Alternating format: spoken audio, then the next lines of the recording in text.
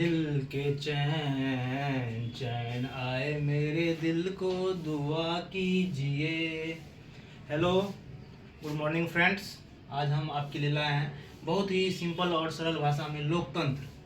लोकतंत्र क्या होता है, व्हाट इज डेमोक्रेसी एंड त्रिस्तरीय शासन प्रणाली। हम लोग का शासन प्रणाली कैसे चलता है, आज हम उस लोग का पहले देखिए। लोकतंत्र क्या है? लोकतंत्र दो शब्दों से मिलकर बना है, लोक जोड़ तंत्र। लोक मतलब जनता या लोग, और तंत्र मतलब शासन।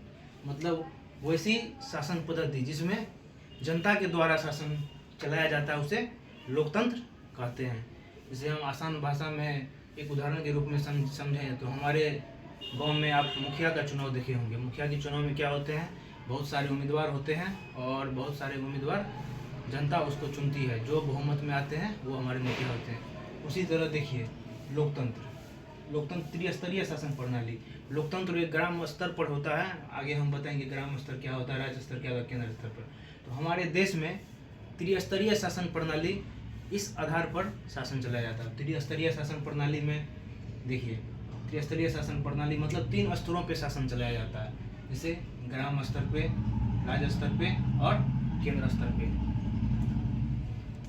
देखिए, ग्राम स्तर पे, राज्य स्तर पे और केंद्र स्तर पे। अब देखिए ग्राम स्तर क्या होता है, इससे देखेंगे बहुत सारे लोग जो गांव में रहते होंगे या गांव के पॉलिटिक्स को जानते होंगे, वो देखते होंगे कि गांव में प्रत्येक 5 वर्ष के अंतराल पर क्या होता है, चुनाव होता है। और उस चुनाव में जो है गांव के पंचायत के ही व्यक्ति क्या करते हैं, खड़े होते हैं, उम्मीदवारी अपना नामांकन देते हैं और अपना नामांकन देते हैं और चुनाव लड़ते हैं। सो ग्राम स्तर पर मुखिया का चुनाव होता है। राज्य स्तर पर देखिए मुख्यमंत्री। राज्य स्तर पर क्या होता है, शासन मुख्यमंत्री। जैसे बहुत कुछ जाने, हमारे बिहार के मुख्यमंत्री कौन है अभी रिसेंटली, श्री नीतीश कुमार।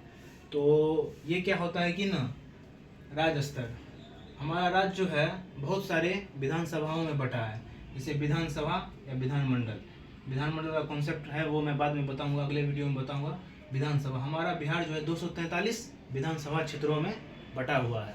और 243 विधानसभा क्षेत्रों में क्या होता है, वहाँ पे हर विधानसभा क्षेत्र से एक उम्मीदवार खड़े होते हैं और जनता जिसको चुनती है वो विधानमंडल आते हैं, वो विधानसभा आते हैं, जिसको member of legislative assembly MLA कहा जाता है। और वो सारे मिलकर जिस राजनीतिक दल का बहुमत होता है वो मिलकर अपना मुख्यमंत्री चुनते हैं, या गठबंधन के साथ वो मिलकर अपना मुख्यमंत्री चुनते हैं। सिमिलरली उसी प्रकार केंद्र स्तर पर प्रधानमंत्री होते हैं, जो जहाँ से लोकसभा, केंद्र स्तर पर मतलब राज्य, हमारा देश भारत।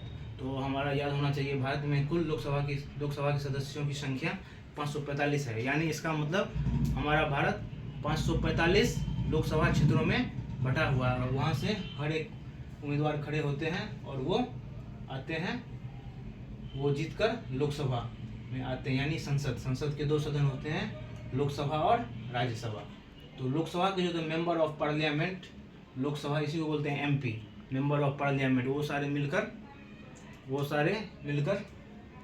अपना नेता चुनते हैं, जिसे हम प्रधानमंत्री कहते हैं। और वो सारे मिलकर, बहुत सारे मिलकर के मंत्रिमंडल, केंद्रीय मंत्रिमंडल का विस्तार किया जाता है। सो हेलो गाइज, कैसा लगा आपको वीडियो और बताइएगा। और अगर अच्छा लगे तो लाइक और सब्सक्राइब कर दीजिएगा। और अगर इसमें जो भी डाउट हो वो कमेंट कीजिएगा, मैं अगले वीडियो में उसको दूर करने का प्रयास करूँगा। धन्यवाद।